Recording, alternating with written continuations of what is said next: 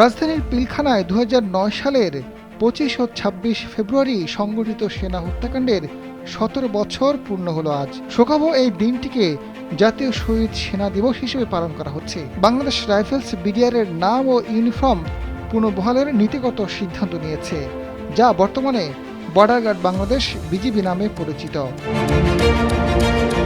BNP সরকার গঠন করলে বিডিআরের নাম পুনর্বহাল করা হবে বলে ঘোষণা দিয়েছিলেন দলের চেয়ারম্যান তারেক রহমান।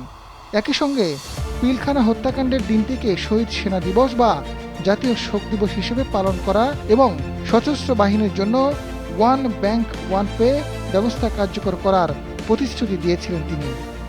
নির্বাচনের পর সরকার গঠন করেছে বিএনপি। এখন কতদূর এগিয়েছে এই পরিকল্পনা?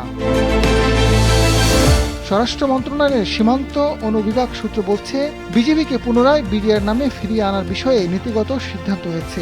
তবে আনুষ্ঠানিক প্রক্রিয়া এখনো শুরু হয়নি। সংশ্লিষ্ট দপ্তর থেকে প্রস্তাব এলেই ফাইল প্রক্রিয়া কার্যকর শুরু হবে।